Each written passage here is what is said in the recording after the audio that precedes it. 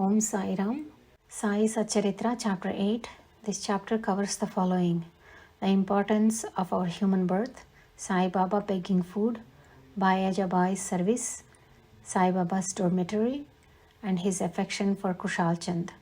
The importance of our human birth. In this wonderful universe, God has created billions of creatures or beings, including gods, demigods, insects, beasts, and men inhabiting heaven, hell, the earth, oceans, the sky, and other intermediate regions.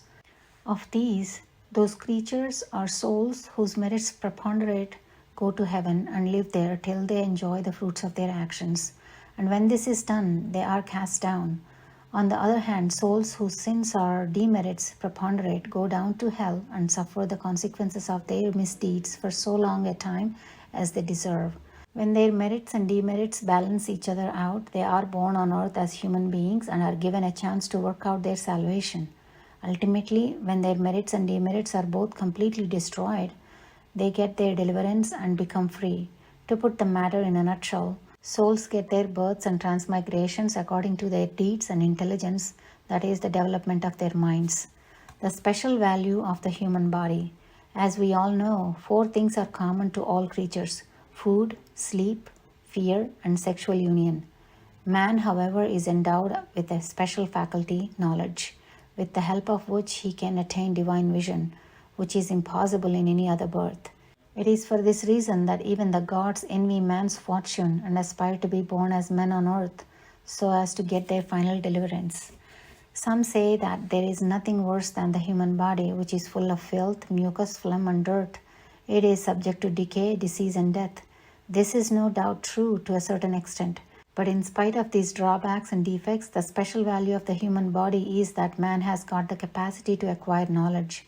It is only due to human knowledge that one can think of the perishable and transitory nature of the body itself and the world, and thereby develop disgust for the sense enjoyments. Thus, humans have the capacity to discriminate between the unreal and the real, and thereby attain divine vision. So, if we reject or neglect the body because it is filthy, we lose the chance to attain self-realization. And if we fondle it and run after sense objects, we go to hell. Therefore, the proper course for us to pursue is that the body should neither be neglected nor fondled, but should be properly cared for. Just as a traveler on horseback takes care of his horse till he reaches his destination and returns home. Thus, the body should always be used or engaged to attain self-realization, which is the supreme end of life. It is said that though God created various creatures, he was not satisfied, for none of them was able to understand or appreciate his work. So he had to create a special being, man, and endow him with a special faculty, knowledge. And when he saw that man was able to appreciate his leelas, that is, his divine actions, he was very pleased and satisfied. Thus, it is good luck to get a human body and even better luck to have the recourse of Sai Baba's feet and to surrender to him completely. Man's endeavor. Realizing how precious human life is and knowing that death is certain and may snatch us at any time, we should always be alert to achieve the true objective of our lives. We should not delay this and should make every possible attempt to gain our object. Just as a widower is anxious to get himself married to a new bride, or just as a king leaves no stone unturned to seek his lost son, similarly, with all earnestness and speed, we should strive to attain our end, that is, self-realization. Casting aside sloth and laziness and warding off drowsiness, we should day and night meditate on the self. If we fail to do this, we reduce ourselves to the level of beasts. How should we proceed? The most effective and speedy way to gain our object is to approach a worthy satguru who has attained self-realization. What cannot be achieved by hearing religious lectures and the study of religious work is easily obtained in the company of such worthy souls. Just as the sun alone gives light, which all the stars put together cannot do, the Satguru alone imparts spiritual wisdom, which all the sacred books and sermons cannot infuse. His movements and simple talk give us silent advice.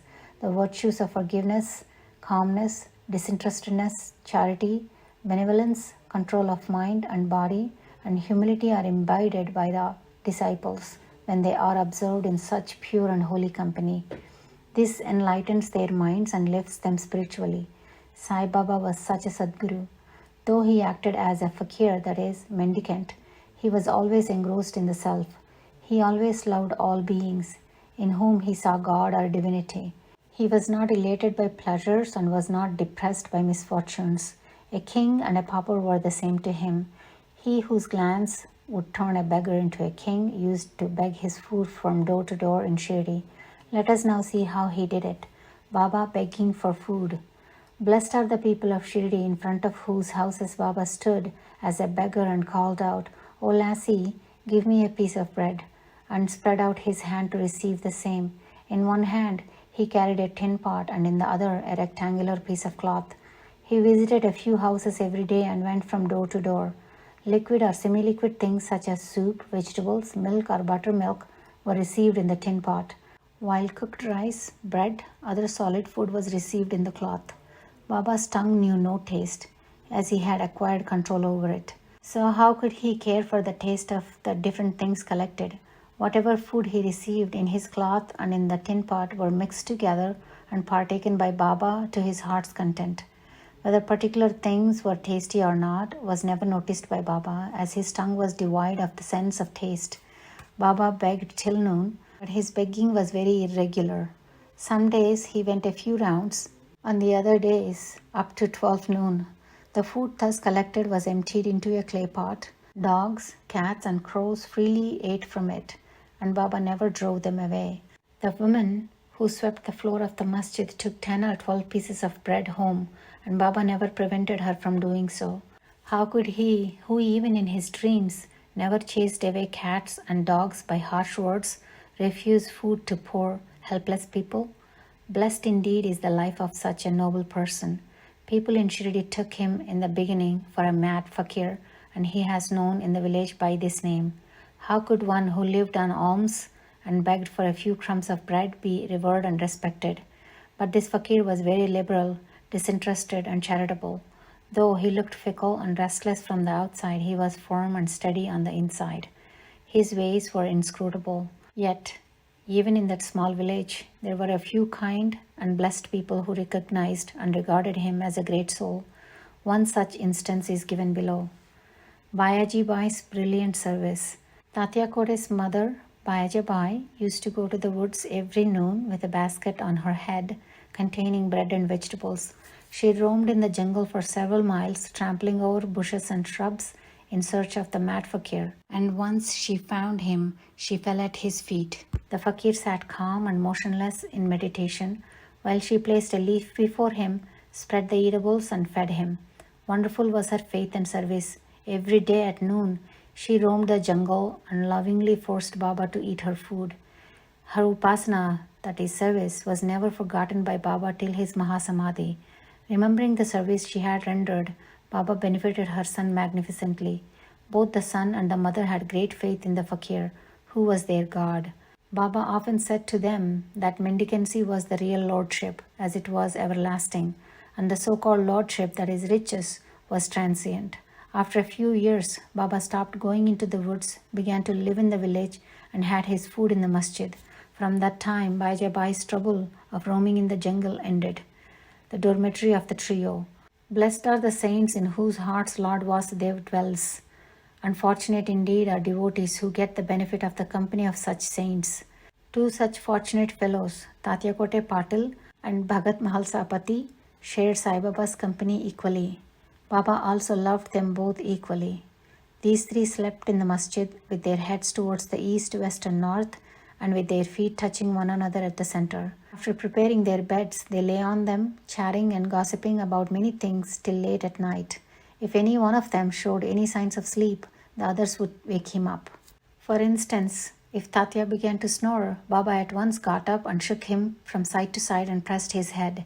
If it was Mahalsapati, Baba hugged him, stroked his legs and kneaded his back.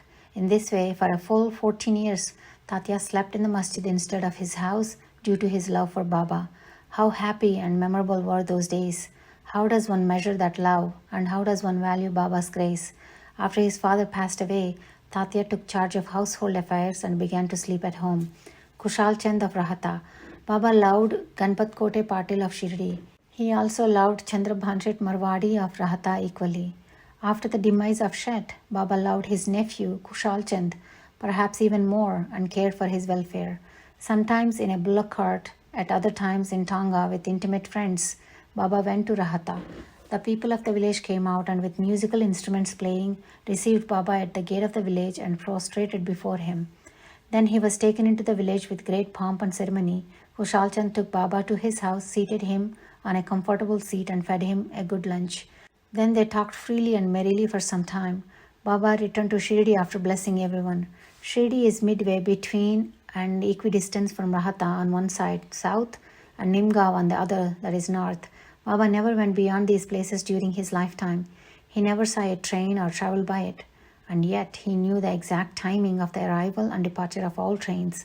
Devotees who acted according to Baba's instructions, which were given by him when they were leaving, fared well. Those who disregarded them suffered many a mishap and accident. More about this and other matters will be told in the next chapter. Bow to Sri Sai, peace be to all. This brings us to the end of Sai Satcharitra, chapter 8.